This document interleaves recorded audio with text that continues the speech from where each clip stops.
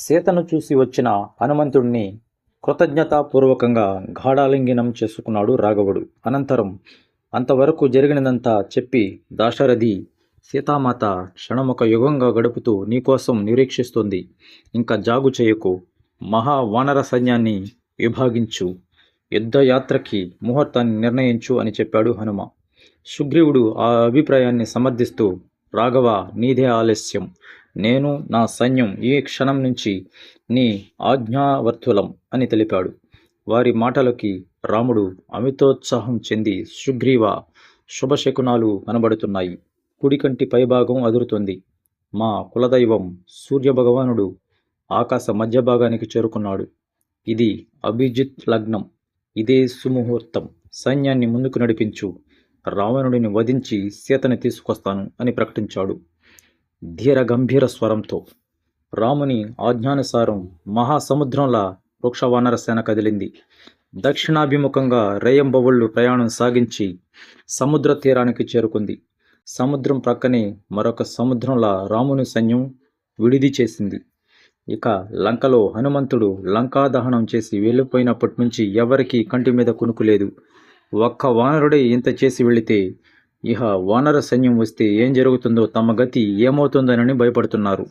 ఆ పరిస్థితుల్లో విభీషణుడు ఏకాంతంలో రావణాసురుణ్ణి కలుసుకుని, అన్నా, నువ్వు వైదేహిని తీసుకువచ్చింది మొదలు లంకలో అన్ని అశుభ శకునాలే కనబడుతున్నాయి.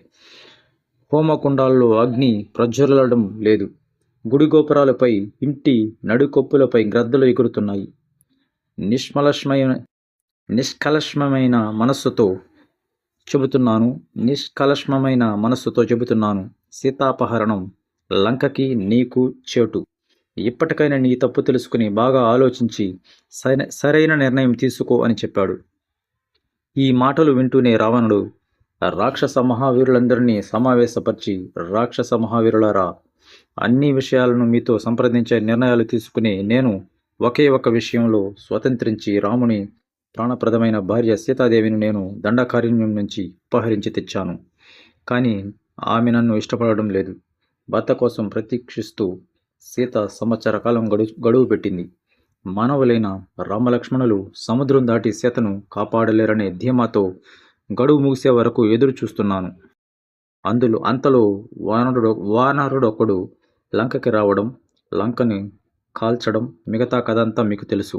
ఇప్పుడు సీతను ఇవ్వకుండా రామలక్ష్మణులను ఎలా వధించాలో ఆలోచించండి అని అన్నాడు రావణుడు. ఆ మాటలను విన్న కుంభకర్ణుడు క్రుద్ధుడై, సీతాపహరణానికి ముందే ఈ సమాలోచన చేసి ఉంటే బాగుండేది. ముప్పు ముంచుకు వచ్చిన తర్వాత ఇలా సభలో సమావేశాలు పెట్టి ఏమిటి ప్రయోజనం?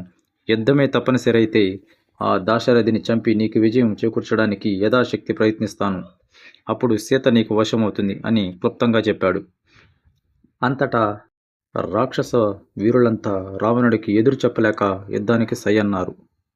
అప్పుడు విభీషణుడు కల్పించుకుని, అన్నా, సీతాదేవి అనే కలసర్పాన్ని నువ్వు ఎందుకు కోరుకుంటున్నావో నాకు తెలియడం లేదు. మహాబలశాలుడైన వానరులు వచ్చి పడి లంకాపురిని ధ్వంసం చేయకముందే, రామబాణాలు అందరి శిరస్సులను ఖండించకముందే సీతని దాశరథికి సమర్పించు, లేదా మధ్య ఆకాశ పాతాళ లోకాల్లో ఎక్కడ దాగి ఉన్న శ్రీరాముడు నిన్ను ప్రాణాలతో విడిచిపెట్టడు అని హితవు పలికాడు. విభీషణుడి ఉపదేశం విని రావణుడు కుమారుడు ఇంద్రజిత్తు ఆవేశంతో ఊగిపోతూ, చిన్నాన్న, నువ్వు ఇంత పిరికివాడు వినుకోలేదు. బ్రహ్మవంశంలో పుట్టిన వాడెవరు ఇలా బీరబులా మాట్లాడాడు? ఆ ఇద్దరిని సంహరించడానికి ఎవరో ఎందుకు?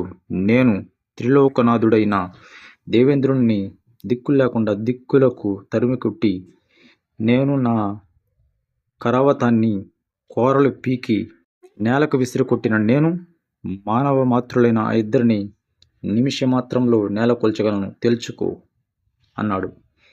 ఆ వ్యర్థ ప్రలాపాలకు విభీషణుడు కోపం వచ్చి, మేఘనాథ, తండ్రి చాటు బిడ్డవైన నీ బుద్ధి పరిపక్వం చెందలేదు. అందుచేతనే ఆత్మ వినాశకంగా పలుకుతున్నావు. ఒక్క వానరుణ్ణి ఎదిరించలేక నీ సోదరునితో సహా వేలాది రాక్షస వీరులు రాలిపోయారు. ఆనాటి లంకా వైభవ నాశనాన్ని నుంచి ఎవరూ కోలుకోలేదు. ఒక్క వానరుడే ఇంత భయభ్రాంతులను సృష్టిస్తే అశేష వానర సైన్య సమూహంతో తరలివచ్చి రామలక్ష్మణులను ప్రతిఘటించి ప్రాణాలు దక్కించుకోగలగడం సాధ్యమేనా?